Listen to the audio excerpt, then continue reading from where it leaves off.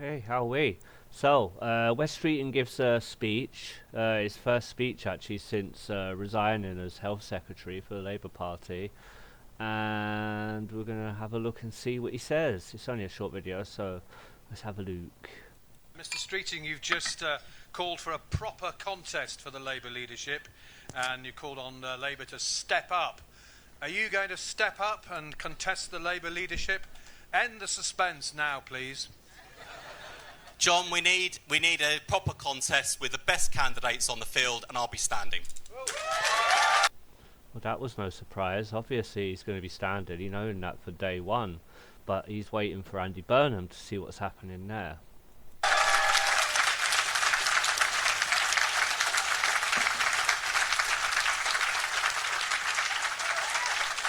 Labour has been in existence for 126 years and in power for only 35.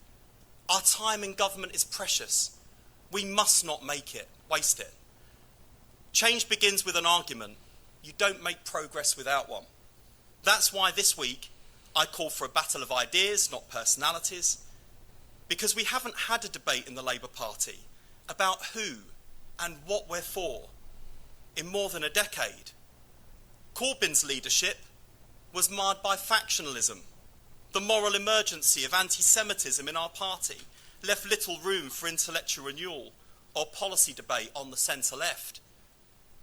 We then had a dishonest leadership contest, followed by an over-cautiousness in opposition. Interesting policy ideas couldn't be floated because we were too afraid of what the Tories might say, so we said nothing. Instead of a willingness to challenge ideas and kick the tyres, debate was viewed as division and shut down.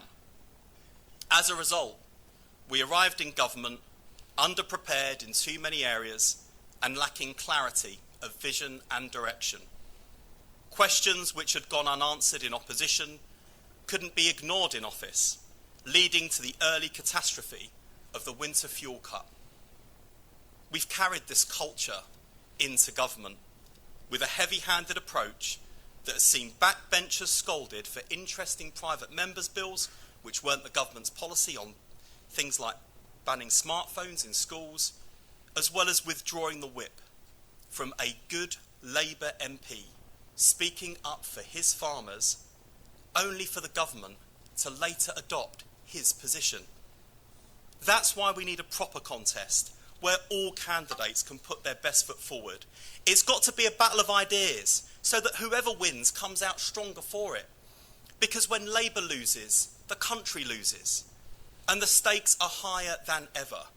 Because for the first time in Labour's history, our biggest opponents aren't the Conservatives, but Nigel Farage and Reform. Unfortunately. In 2026, the British people increasingly see that in a dangerous world we must club together, both to rebuild our economy and trade and improve our defence against the shared threats from Russian aggression and the retreat of America first. The biggest economic opportunity we have is on our doorstep. We need a new special relationship with the EU because Britain's future lies with Europe and one day, back in the European Union. I agree with that. You said two things there that I agree with so far. Second, a continuity between our current government and the new Labour government is a reluctance to ask the question, what type of capitalism do we want?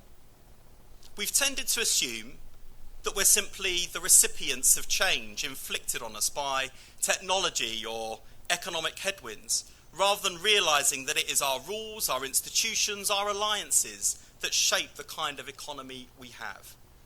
This is an argument for a Britain that grows again and grows together, not just growth that shows up in spreadsheets in Whitehall or stock prices in the city. We need growth that people can feel in their wages, in their high streets, in the chances their kids have in life. Social democracy only works when the economy is growing. You cannot build world-class public services or raise living standards by managing decline. Yeah, no, 100%. I'm going to end it there anyway. But yeah, no, two things he said there that I fully agree with. That is the rejoining of Europe. 100% we need to do that as quickly as possible, really. And he said something about at the very beginning about having fresh ideas rather than new personality. Yeah, 100%. There's no point having a new personality if they got no ideas of what to do. You're just going to be back at square one again.